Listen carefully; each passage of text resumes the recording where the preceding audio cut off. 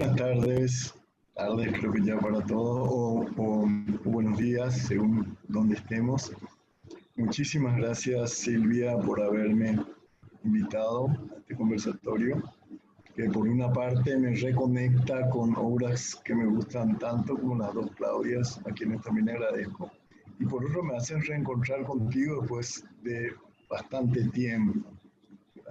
Así que, bueno, contento de estar aquí entonces.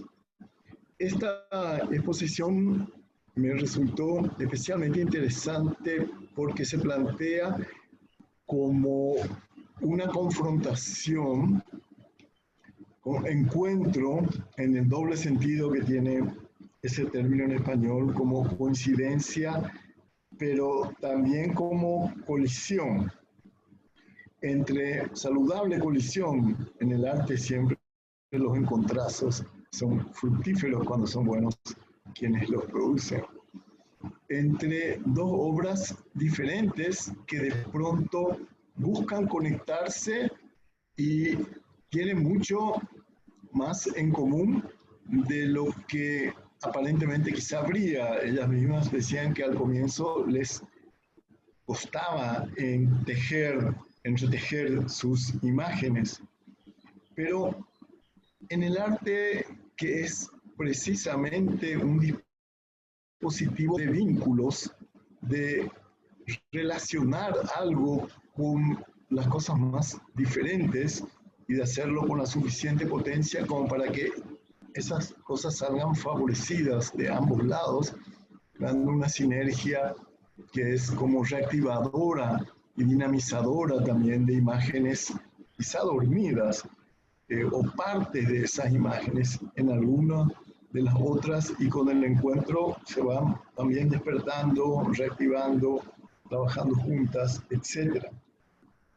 De entrada, un punto que a mí me pareció especialmente relevante es el tema desde una posición política de ambas, que es una posición decolonial, una posición crítica del discurso normativo, logocéntrico, patriarcal también, logocéntrico, y fundamentalmente esa perspectiva de discusión del logocentrismo europeizante de una posición más decolonial, amplia, que no trata de echar por la borda ni de lejos las conquistas de Occidente, sino de empujar y abrir paso a otras imágenes, a otras representaciones y otras perspectivas.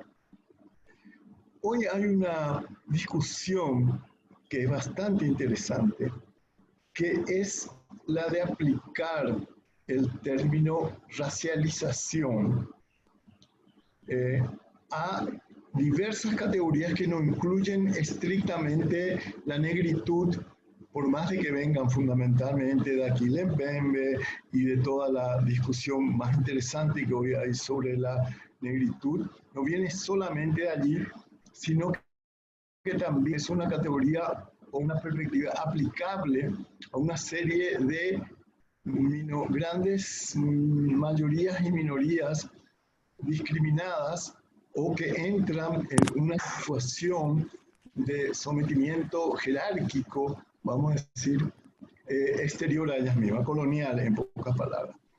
El hecho de que la palabra negro sea una construcción de la modernidad occidental basada supuestamente en una cuestión científica, biológica, de raza, que es realmente una invención de sujeción, de opresión, ¿verdad? Como hacer racial un color de ojo o de pelo o de lo que fuere, convertir eso en una categoría, supone una trama categorial que identifica, ubica a determinadas personas o sectores en una posición y desfavorable para esas personas, y que viene un casillero ya predeterminado. Yo veo fundamentalmente, quizás sea uno de los grandes temas o el contenido más fuerte de esta exposición, una línea de lectura que sigo yo de eso, mi propia presentación, también tomé otras, pero al ser aplicado a la cuestión botánica, clasificatoria, de los jardines botánicos, de ciertas especies zoológicas, de la clasificación de plantas desde su nombre científico y tal, hay como una directa mirada a esa clasificación, ese mundo del Linneo, ¿no? De las especies, de las subespecies, de las clasificaciones que pueden ser muy útiles a un nivel, pero suelen ser extrapoladas sociohistórico y políticamente para ubicar a la gente en un lugar y dejarle quieto en ese lugar. Entonces hay una fuerte metáfora y una metonimia en algunos casos de la clasificación de especies vegetales, de jardines botánicos que de hecho se basan en lógicas clasificatorias, ¿verdad? O de las descripciones coloniales de determinadas especies exóticas de América, y como esas especies, en ambos casos hay referencia a ello, son llevadas o a jardines botánicos o a estudios científicos de modo de ser aclimatadas, forzadas a ingresar en otra categoría que las comprime en algunos casos, crear situaciones artificiales, como qué sé yo, el invernadero de Atocha, el invernadero tropical, por ejemplo, que humedece continuamente el espacio para tropicalizarlo y que las plantas puedan sobrevivir. Y en otros casos, casi, no sé si llamar mutaciones genéticas, pero sí presiones genéticas para que la planta tenga que acomodarse a ese nuevo hábitat, en general en detrimento suyo.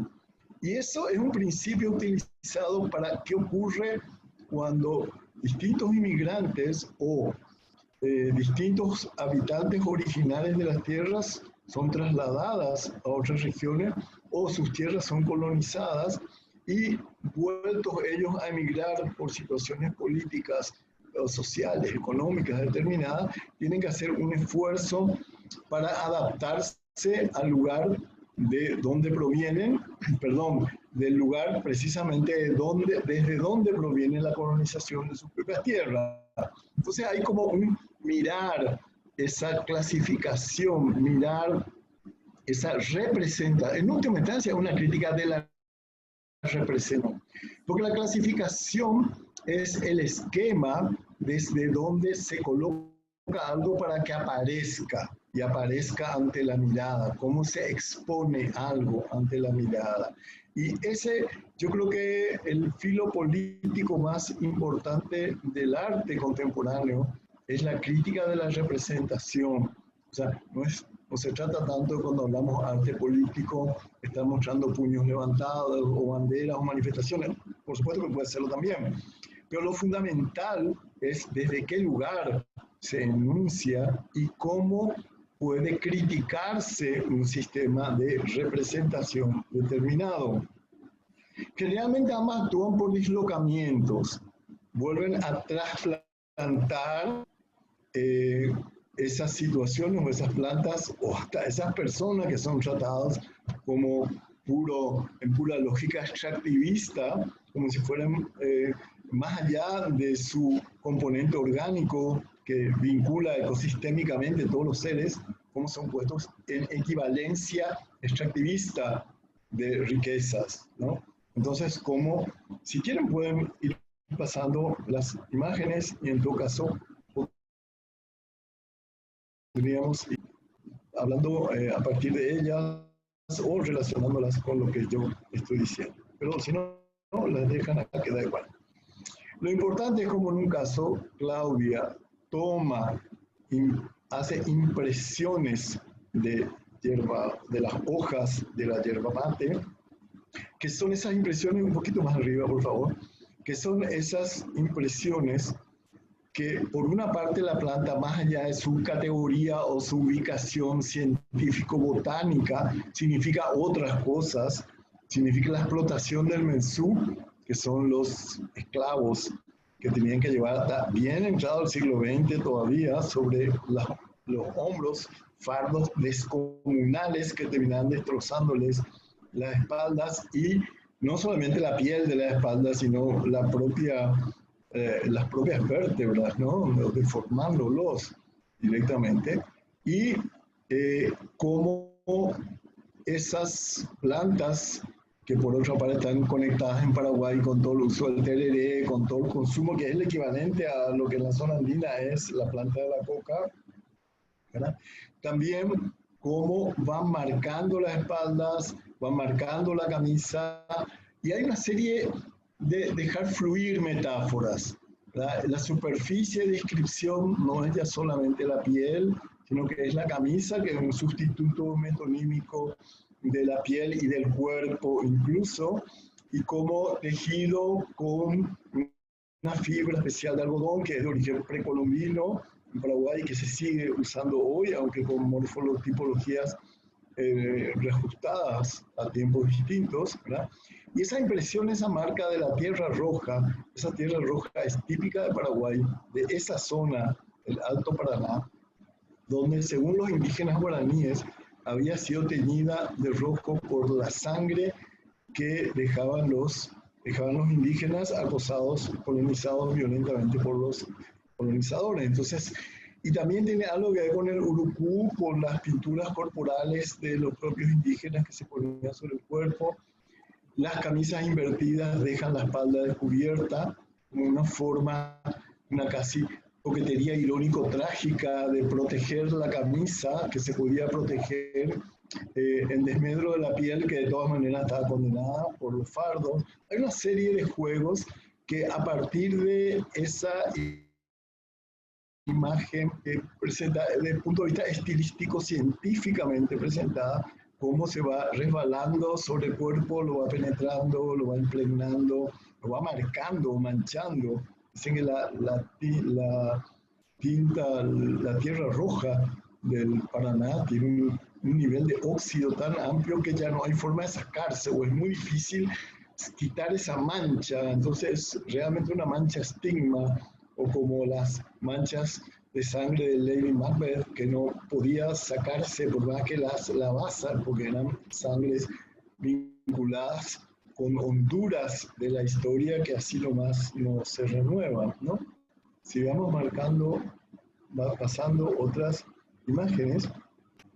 Aquí vemos, bueno, la representación siguiendo los cánones estilísticos de la representación académica, botánica de las plantas, que son preciosas por otra parte, ¿verdad? Y puestas impresas sobre la camisa de hilo. Y vamos a ver la siguiente, por favor. Por favor, así pasamos un poco más, si vamos siguiendo. Y esta es otra obra de Claudia Casarino, que también tiene que ver desde otro lugar totalmente distinto, con un dislocamiento del espacio categorial asignado, ¿no? Una máquina que va como destrozando. No sé por qué no sale la voz. ¿No está saliendo la voz?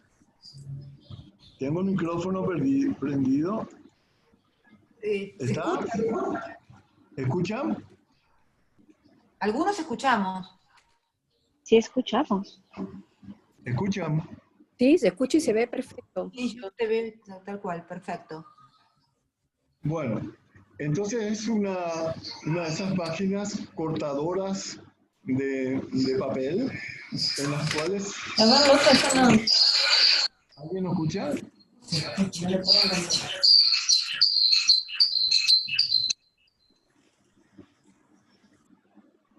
Que va como cortando en tiras los papeles para deshacerse de los papeles en las oficinas, generalmente se usa eso. Y en ese caso hay una agresión a paisajes de jardines europeos que son las matrices paradigmáticas de un paisajismo, que en el fondo hay un sonido fuerte, ¿no? Hay como una crítica del paradigma o de la representación de cuáles son los modelos. Es decir, no se critica en sí la belleza de esos jardines, sino que esa sea la belleza canonizada y puesta como modelo único de otras formas de ordenar la disposición de las plantas en los jardines y metafóricamente en las plantas en la vida de los paisajes y metafóricamente de las personas en situaciones distintas. Entonces, en contra del movimiento de traslación de las personas, que es un derecho humano consagrado y básico, uno puede acceder a otro paisaje en la medida en que se adapte y se ajuste, como la vieja historia del lecho de Procusto, ¿no? Sé que Procusto tenía, las personas tenían que entrar en su lecho que le ofrecía a sus huéspedes, y quienes no querían suficientemente les cortaba, ya salía una mano, ya salía un pie, ya salía lo que fuere. Es una metáfora un poco brutal de la mitología griega, pero es como adecuada para un momento como este, ¿no? El hecho Procusto de simplemente mutilar lo que no entra dentro del esquema. Si pasamos por favor a la siguiente imagen. Con las imágenes de Claudia Coca lo que hacen con una refinadísima ironía es como trabajar en formatos distintos, incluso en formatos editoriales reconocidos, prestigiosos, coloniales totalmente, cuáles son las plantas que se revelan un poco a ser sometidas a ese lecho de Procusto colonial. Y los desplazamientos allí son fundamentales, en la medida que se desplaza a otra técnica, se desplaza al dibujo, se parte la pintura, se cambia de escala, como en los siguientes ejemplos que aparecen. Esos desplazamientos ya suponen como una libertad de movimiento, si pasamos a las siguientes, ¿verdad? Como una libertad de movimiento, si pasamos las pinturas. Entonces, la pintura colonial determinada, que acá veo frutos de la Nueva España, cómo son trabajadas con una perfección académica, la figura copiada, pero en la copia también supone una fragmentación, como si esos mundos tuvieran que ser reclasificados, remontados. En ese sentido, un poco es interesante lo que Didi Uberman habla, que en el fondo todo trabajo de arte es un trabajo de descomposición, de recomposición, es lo que llama de desmontaje, desarmar la pieza, remontaje, volverlo a armar, pero remontaje también tiene un poco sentido de remontar una corriente, ir en contra de la dirección de esa corriente, ¿no? Entonces, el caso es que al simplemente disponer, también es un verbo fundamental que trabaja Didi Uberman en este tema, es recolocar o reponer, y al reponer o al disponer ya se cambia el lugar. Y en última instancia, gran parte de todos los mecanismos coloniales o dominantes o hegemónicos o vuelta a ser dominantes últimamente, tienen que ver con un pequeño cambio de lugar, con desquicios, desplazamientos. Por eso el arte, al cambiar de lugar, está como abriendo una brecha por donde se cuelan significaciones nuevas. Y a veces ni siquiera es un cambio de lugar, sino un cambio de mirada. Al forzar a que la mirada desacostumbre su posición ante el objeto presentado, ya está alterando no solamente la lógica o la ontología del objeto, sino lo que es más importante para el arte, su apariencia. Y su apariencia es siempre su aparición, supuesta ante la mirada. Porque supuesta en la mirada es lo que genera forma.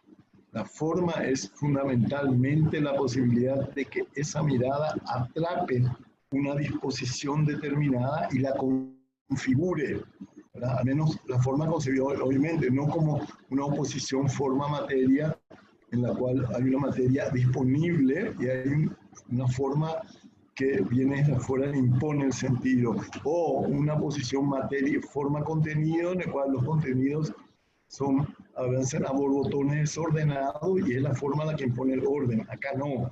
Acá la forma se juega de manera contingente ante la mirada y forzar a la mirada a que se enfrente a una nueva disposición, a una fragmentación del objeto, supone una política de la mirada.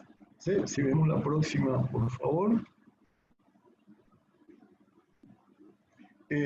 Esta es la obra Carabela, que hace referencia a una falsa medusa o a una colonia extraña de 7 especies diferentes que necesitan se crea una sinergia vital que necesitan unas a otras estar como ensambladas o trabajar juntas para sobrevivir.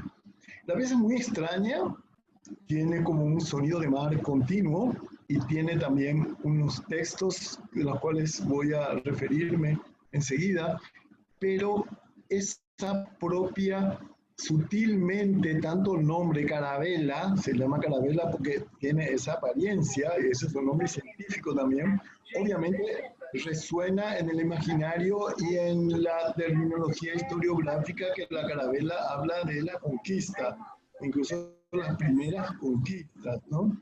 Y el hecho mismo también de que sea un elemento altamente tóxico, peligroso, pero también un elemento solidario, un elemento de conjunto que tiene en su propia articulación sus posibilidades como decía, de ser fármaco, o sea, ser remedio, o ser veneno, o ser positivo, o ser negativo, ser contingente, una palabra como el arte contemporáneo.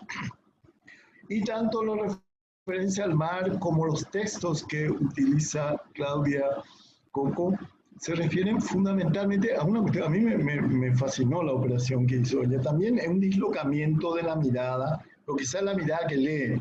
Son los textos del muy conocido, famoso y revisitado diario de Colón, que de pronto del asombro ante las bellezas naturales, los mancebos y manzabas de la tierra, los frutos del lugar y tal, va y de verlos así a seres poco menos que sublimes e idealizados, va descubriendo en ellos su potencial de generar riqueza, no solamente las riquezas naturales, el extractivismo aplicado también a la fuerza de trabajo. Entonces hay que como justificar ideologización y la invasión y la manipulación de los cuerpos, y esos seres maravillosos se van convirtiendo en pecadores, en idólatras, en supersticiosos. Hay un cambio de mirada directamente que tienen un cambio de posición, que en última instancia tiene que ver con la nueva lectura de una colonización que necesita ideologizar también su lenguaje. Esta obra va a ser increíble como hay una articulación entre una imagen tan extraña, tan potente y tan desconcertante, en cierto sentido, es como decir, bueno, dar la vuelta, la mirada, para poder ver otras cosas, que en última instancia es lo que hace el arte, ¿no? Mirar un poco desviadamente para poder ver más intensamente, más profundamente, más dramáticamente, a veces más dolorosamente, ¿verdad? Y encontrar vínculos entre cuestiones que parecerían no tener ninguno. Inventar vínculos es quizás una de las potencialidades más interesantes que tiene el arte, que difícilmente tengan otras maneras de aproximarse a las cosas. No digo que sean mejores ni peores, pero son otras. Y bueno, básicamente eso, me parece que me pasé un poco de tiempo. Me parece importante que también dialoguemos o dialoguen ustedes o lo hagamos entre todos. Muchas gracias. Gracias, Ticio. Gracias por tu tiempo, gracias por tu mirada. A Claudia y a mí tu texto nos conmovió. La verdad, ambas coincidimos en esa mirada tan poética, intensa a la vez, que tenés a veces sobre la obra de arte. Y me gustaría hablar un poquitito de todo esto, porque este es un año, es un eufemismo, ¿verdad? Es un año con contra todo eso de la conformación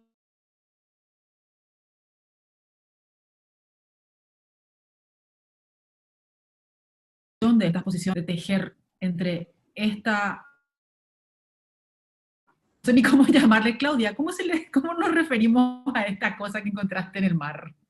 Porque es una colonia, ¿verdad? Es un water world. ¿Qué es? Bueno, le dice carabela, ¿no? O fragata. Sí, es una colonia de varias especies que están unidas, ¿no? Para poder sobrevivir. Entonces, cada parte se encarga del alimento, otra especie se encarga de la parte de la vela, ¿no? De la navegación. A navegar, los tentáculos para comer, y, en fin, o sea, esto no pueden vivir separados, ¿no? Y parece una medusa, pero no es una medusa. ¿Podemos ver el video? Está el link a Vimeo para que quienes estén aquí en la reunión puedan ver el video. Y a lo que iba es que eso, cómo Claudia puede tejer ese vínculo entre esta imagen de esta colonia y los textos de Cristóbal Colón. Y ahí Ticio hace referencia a algo que a mí me gusta también pensar, ¿verdad? A mí me gusta imaginar ciertas ficciones que voy construyendo en el proceso de creación de la obra. Y aquí, por ejemplo, les cuento un poquitito más sobre el uso de la tierra colorada para generar imágenes. Porque si bien la generación de imágenes a través de la tierra está vinculada más a la escultura, a la cerámica, cuando toma forma, se somete al calor, pasa por el fuego, yo hago directamente, las imágenes son solamente tierra y agua, y porque me gusta un poco imaginar la memoria de la tierra, y esa tierra que en algún momento sostuvo esas plantas, como una forma de exteriorizar esa memoria. Y sí, para mí es así también como dice Ticio, esa libertad que me da el arte de imaginar cosas, de imaginar mundos, de imaginar posibles salidas de repente a hechos muy dolorosos, como ha sido esta parte de la historia de Paraguay que tiene que ver con la explotación de la yerba mate. Y vuelvo a la reflexión sobre este año y como, si bien yo no creo que haya tenido más tiempo para sentarme a reflexionar ni nada, porque yo creo que todos estuvimos trabajando más que nunca para sostener un poco al sistema de vida que cada uno lleva, ¿verdad?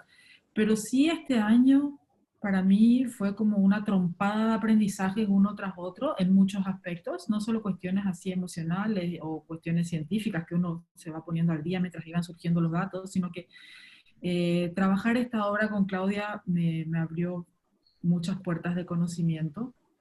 Las lecturas que hemos ido haciendo juntas, o incluso cómo ver otras formas en la que el colonialismo ha ido insertándose y que por ahí las tenemos muy normalizadas y no nos deteníamos a pensar en ellas, ¿verdad? Que tiene que ver con esto de las exploraciones botánicas, por ejemplo. No sé, Clau, si quieres comentar algo.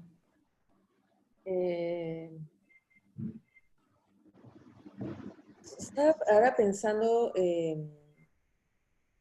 tratando también de pensar de cosas de las que no hemos dicho la última vez. Es que creo que también uno de los disparadores de la muestra, por lo menos para mí, y creo que no sé si lo he conversado contigo, Clau, así, ¿no? Sí te he dicho, porque desde un inicio lo de la tierra colorada, ¿no? Que era una de las cosas que más me fascinaba de tu trabajo, ¿no? De cómo es esa tierra colorada recogida, ¿no? Del Paraná, llegaba a ser serigrafías que además iban a ser serigrafías perennes, porque es una tierra, ¿no? Que penetra y tiene un color que además a mí me atrae mucho, porque es, en pintura, ¿no? Se le llama rojo indio, en la pintura académica. Entonces, todas esas coincidencias, digamos, son ideas que me fueron atrapando también, ¿no? A aquellas serigrafías que por primera vez vi el año pasado en Buenos Aires, ¿no? Que hiciste en la exposición que no me acuerdo cómo se llamaba la exposición, que también estaba Ricardo Migliorisi, ¿te acuerdas? Asunción, la exposición curada por Roberto Amigo. Exacto, exacto. Sí. Y bueno, y creo que fue un punto de partida de los que conversamos al inicio, ¿no? Para empezar a trabajar.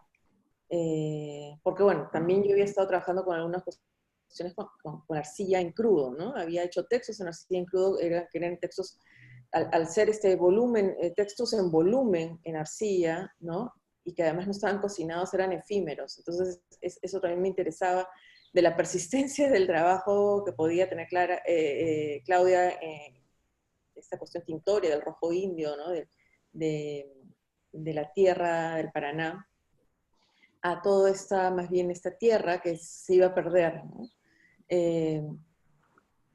Después, el trabajo, bueno, que no está en la muestra, pero que también me gusta siempre citar, ¿no? Porque además he dado charlas y clases, es aquellos vestidos que haces con puentes, ¿no? Y que todo está como ligado, que son unos grandes vestidos que deben haber visto las piezas de Claudia, que son unos vestidos larguísimos, y que los va tejiendo y entrelazando como si fueran puentes. ¿Cómo se llama esa pieza, Clau?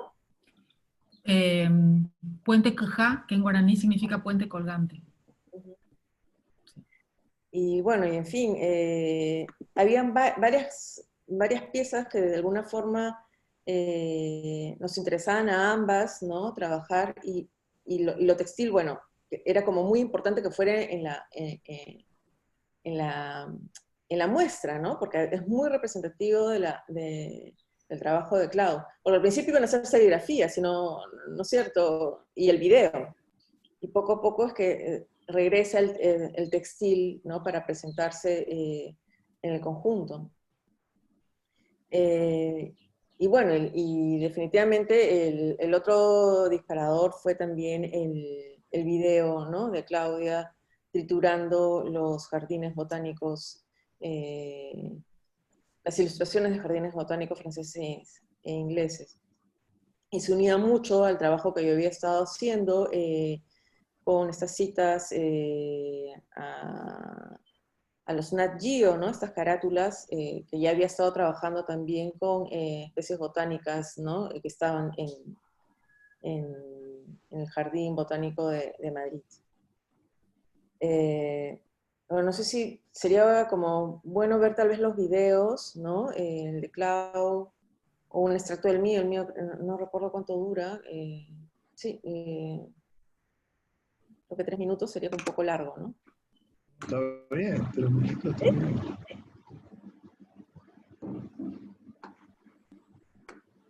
Fernando, ¿los tienen en línea? ¿No? Sí, los tengo en línea. Quiero preguntarles si es que se ven ya la página de Vimeo o se ve la presentación anterior. Se ve la presentación anterior. Ya, a ver, dame un segundo y lo comparto.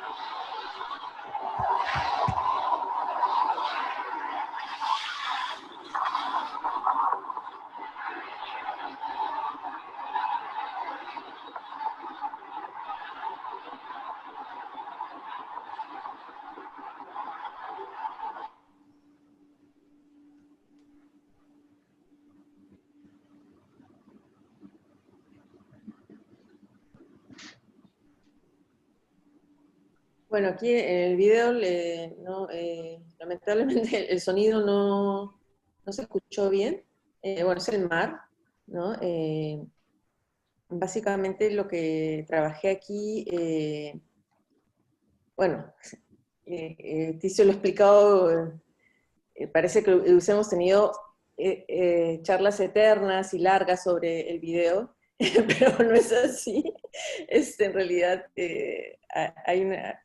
siento que lo he leído súper bien, ¿no? En cuanto a las cosas que yo me quería reflejar en el trabajo. La operación básicamente con la selección de los textos de Colón fue dividirlos en tres, ¿no? Que me parece que es lo importante, que además que tengo trabajando ya hace algunos años, es que también los clasifico en todos los textos del inicio, de cuando él tiene el encuentro, ¿no? Estos textos les llamo lo hermoso, ¿no? Porque él, no sé, lo hermosa de las tierras, lo hermosa de la gente, cómo son hombres y mujeres que va encontrando en todo el camino, ¿no? Los seres más bellos sobre la tierra. Las tierras más bellas, las aguas más dulces que se encuentran con el mar, el clima más cálido, ¿no? Que hay, el mejor del mundo. En fin, esto son, bueno, los primeros días, ¿no? Cuando él va viendo todo lo que puede extraer, ¿no? Desde el oro hasta la mano de obra, ¿no? Los esclavos, la tierra que puede tomar, todo esto, todos estos textos los agrupo en lo que es el apetito. Y el apetito, ¿no? Va convirtiendo a todo esto en lo salvaje, que es el tercer grupo de textos, donde ya no vemos lo salvaje de los habitantes de la Via Yala, ¿no? de América, sino vemos lo salvaje de los colonos. Bueno, y es más o menos la operación con la que trabajo para la selección de los textos, ¿no? Bueno, y bueno, la agua viva, la carabela, ya hemos conversado. Y sería, bueno, genial ver también el video de Claudia, ¿no? Tu micro, Clau. Mi indignación iba creciendo a medida que aparecía el texto. La primera parte es como la versión romántica que nos enseñan en el colegio, ¿verdad? De que Cristóbal Colón vino a América. Y, bueno, nos descubrió y nos bañó y nos peinó. Bueno, la segunda parte refleja realmente todo y eso es un poco fuerte, como el video va increciendo así en emociones y lo que nos va generando, ¿verdad? Y por momentos esa imagen de esa colonia se vuelve muy ominosa, así como esas palabras. Yo no sé si hay gente del público que querría preguntar algo, algunas personas que quieran comentar algo.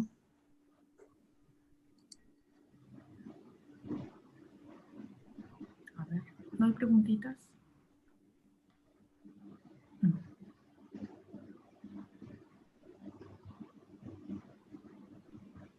Pueden escribir por el chat.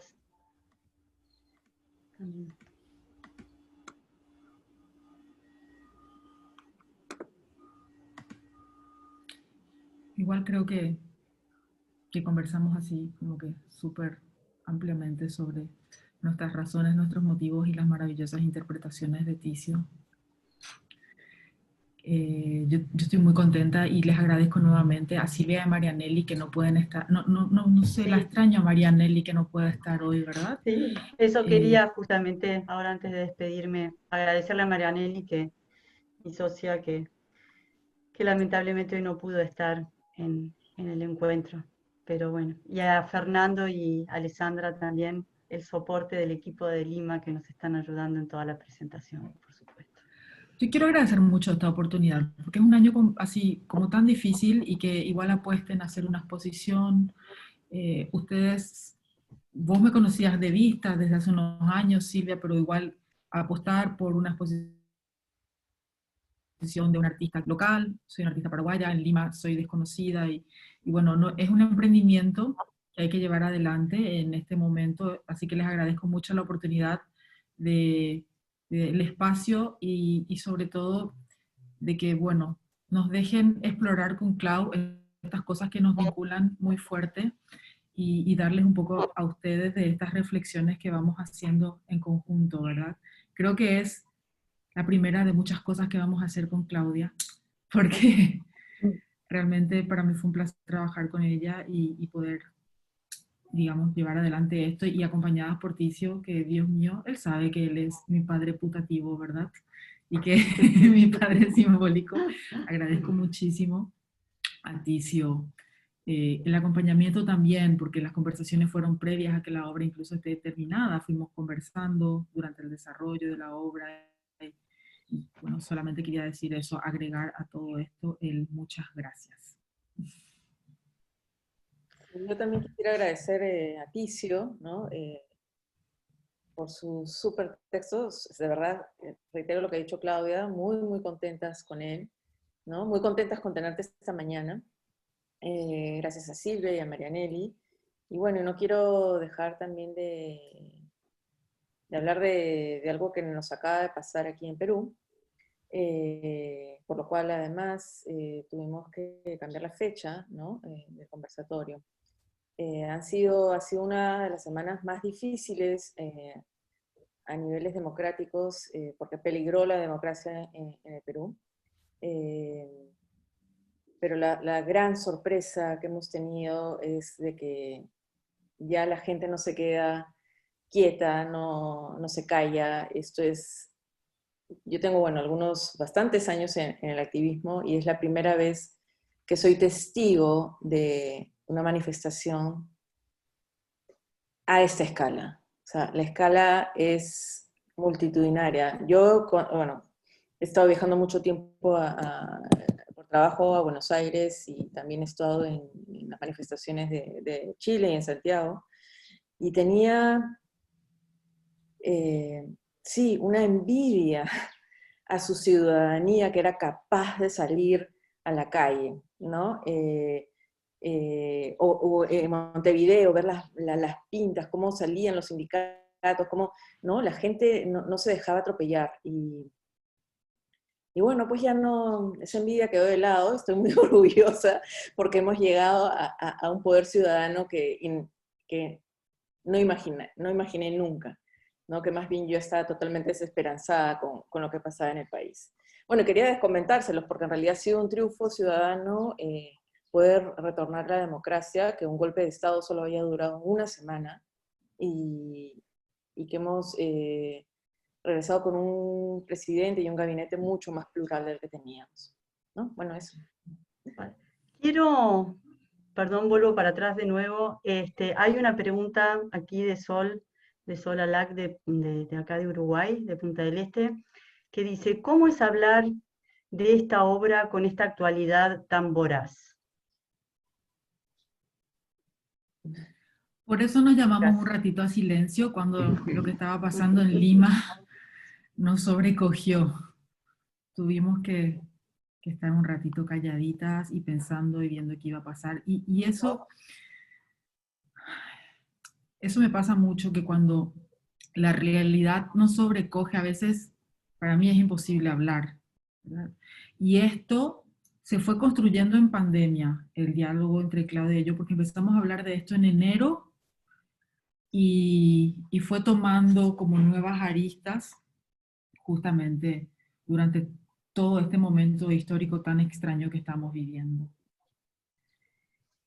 Bueno, Y sí, yo por eso creo por que... momentos, Está sí, bien. No, decime. perdón, por favor. No, termina y después te digo. Por momentos, el diálogo con Claudia en torno a qué podría ser, esta posición se volvió muy sobre lo doméstico y sobre el día a día, porque nos vimos en un momento, me recuerdo la primera parte de la cuarentena dura, tipo marzo, abril, mayo, que era estar encerrado y lidiando con el día a día y con las cosas así muy domésticas y era encerrarte para no morir, encerrarte para no contagiarte, encerrarte, o sea, no sabíamos todavía, había demasiadas teorías sobre cómo se contagiaba, sobre cómo, y era un momento de mucho miedo y este espacio que creamos con Clau como que nos fue también apuntalando como una lucecita ahí en el camino que nos reuníamos acá y estábamos como en este espacio. Pero bueno, Ticio, quiero escuchar lo que querés decir. Un poco en el sentido que, otra vez, que se está planteando acá, ¿no? Quizá en algunos momentos de tiempos recios, como decía Teresa Ávila, o de desconcierto, de oscuridad, cuando la palabra calla, es justamente cuando la imagen tiene una tarea a través del decir poético que es siempre sesgado, que es siempre como, osado para nombrar lo que está más allá de lo visible. La imagen justamente es ese dispositivo extraño que está entre lo que es y lo que no es, y lo que podría ser o lo que se desearía que fuese. Entonces es también como una carabela que junta muchos elementos y crean sinergias relampagueantes dentro suyo. Y yo creo que es justamente en este momento el arte tiene un papel especial, porque aunque sea de manera críptica, de manera oscura, ladeada siempre, está dando pistas para orientarse uno o desorientarse quizá, pero asumir que está desorientado y poner su deseo en ello, ¿no? Es decir, Adorno decía, se preguntaba si era posible hacer poesía después de Auschwitz, ¿verdad? Cuando había una experiencia así absolutamente demoledora. Y alguna gente decía, sí, justamente poesía es lo único que puede hacerse, quizá, ¿verdad? No obviamente una poesía muy optimista en ese momento, pero sí una poesía en la cual el decir es desplazado de sí mismo para replantear posibilidades de sentido más allá de la oscuridad del momento, ¿no? Y de pronto aparecen pequeños milagros. Esto que contaba Claudia de lo del Perú es una esperanza enorme para toda América y para toda la humanidad también. En momentos así tan oscuros hay otro tipo de relámpagos, otro tipo de vaticinios y presagios que no solamente traducen un orden democrático restablecido más, sino también la posibilidad de una ciudadanía deseante y capaz de abogar por lo mejor, ¿no? Así que mis felicitaciones y nuestras gracias al pueblo peruano, ¿no? Así es. Así es. Bueno. También saludar, yo voy a agradecer a ambas Claudias con quien hemos, quizá no, por lo menos con Claudia Coco no tuvimos tanto contacto, pero sí lo suficientemente intenso que a lo mejor esos pocos momentos bastaron para establecer una conexión y un vínculo muy potente y que me enriqueció muchísimo, muchísimo. Esta obra suya, en especial Carabela, yo quisiera trabajarla en alguna clase, en alguna conferencia, porque especialmente con la de Claudia trabajo mucho, ya está muy mal criada. Hay que renovar. Sí, feliz de volverla a ver, a veces uno piensa ya que pasará muchísimo antes de encontrarse con alguna persona amiga y de pronto aparece ahí, en un momento bueno. Así que no todo es tan negro durante la pandemia y hay milagritos o milagros que también se manifiestan, ¿no? Exacto. Dones del arte. Exacto. Bueno, muchísimas gracias a todos los que nos acompañaron. Gracias Claudia, y muchas gracias Ticio. Y gracias a Marianelli también y al equipo de Lima. Un abrazo fuerte y espero que nos encontremos pronto de nuevo. Hasta Claro luego. que sí.